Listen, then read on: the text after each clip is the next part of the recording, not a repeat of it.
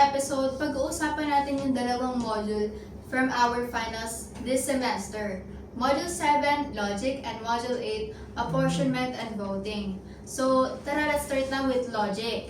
So, logic, guys, is all about reasoning. Okay. It helps us make better decision. Like, kung hindi nag-start yung kotse mo, logical na, 'di ba? I-check mo muna yung battery. Hindi ka agad magpapanik na sira yung buong makina, 'di ba? Battery ba muna? Akala ko kasi Eric ko, nang init kasi. O, 'di ba? Yan na nga ba sinasabi ko, logic, guys. Sorry. Tama. Grabe naman. Logic is super helpful. It's like training your mind to know when an argument makes sense or not. Lalo na kung mahilig ka makipag-away. Oy! Ay, di ba? Ano yan? Kailangan ka na Joke lang, guys. Exactly. Gamitin mo lang yung logic to break down decisions sa school or Yes. even in work. Parang blueprint siya for good reason. Yeah. And don't forget yung truth tables. They show us when a statement is true or false in different scenarios. Parang if it's sunny, edi lalabas ako. And we check each condition. Useful talaga yan pang daily decisions. Lalo na sa event planning or designing technology. Gamit na yung mga truth tables to map out all the possible situations. Sabi nga nila, expect the unexpected, di ba? Totoo, para marami tayong backup plan sa mga countless possibilities. Yes. Diba? Totoo. Next, let's talk about apportionment.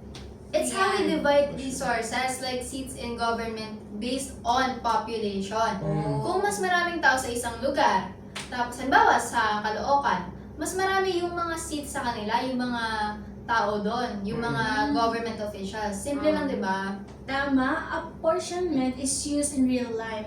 Like sa budgeting, scholarship, or even sa pag-divide ng food sa community. Yes. Para masigurado natin na everyone gets their fair share. Yes. Kaya imagine nyo kapag walang apportionment. Baka yung ibang region, wala silang makuha.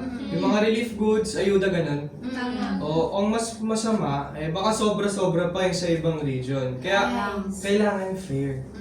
Now, there are different methods for apportionment. Hamilton's method adds extra seats for places with higher fractional values after calculation. Yes, while Jefferson method adjusts the divisor for fairness, then we have Webster's method that rounds the number for balance. Yes, super important yan. Kung wala yung mga methods na yan, baka nagka-problema na sa fairness and distribution sa resources.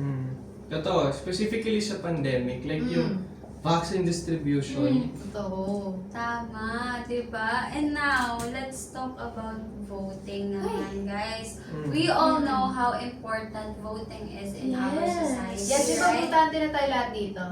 Yes. Ay, parang hindi! Sorry. Minor. Registrado na.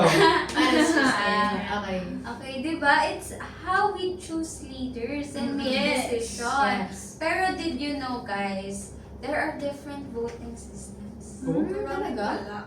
Oo, be!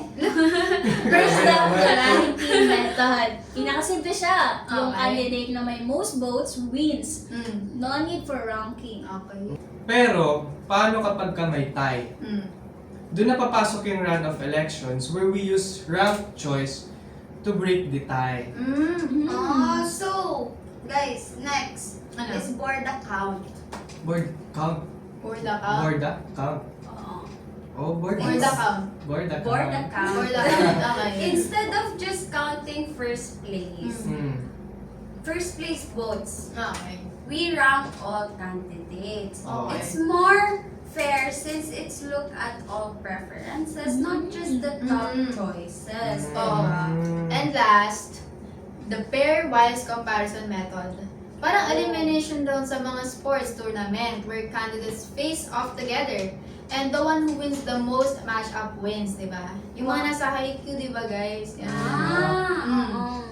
Wow, but seriously, voting systems are important because Yeah, they determine yes. who makes the decision that is. Totoo yan. As all.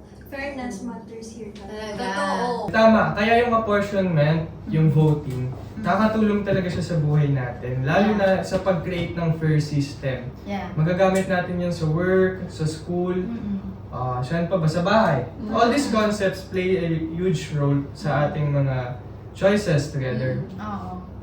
Tama. So kaya, guys, always remember what we say. Ulit. What we say, ano daw? Bobo. Hindi namin sinasabi. Tagalogin mo na kasi. Gagawin na din. Dito na ako, guys. Uy, busog kayo na nga. Out of ano na kayo camera. Out of balance. Ulit. Game. Okay guys, always remember parati namin sinasabi na math isn't just about numbers. It's about making fair and informed decision, whether it's distributing resource ulit. Sa camera. Whether Tingin ka sa camera. resources. Tingin ka sa camera. Whether it's distributing. Kasi sila na yung kausap natin. Okay.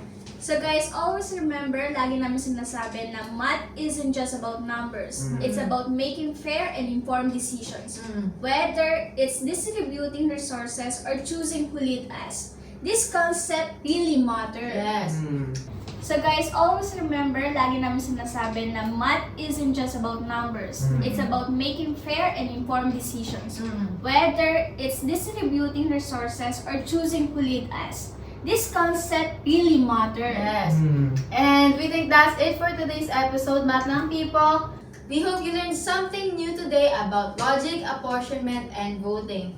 Stay tuned for more. See you next time on Math Series!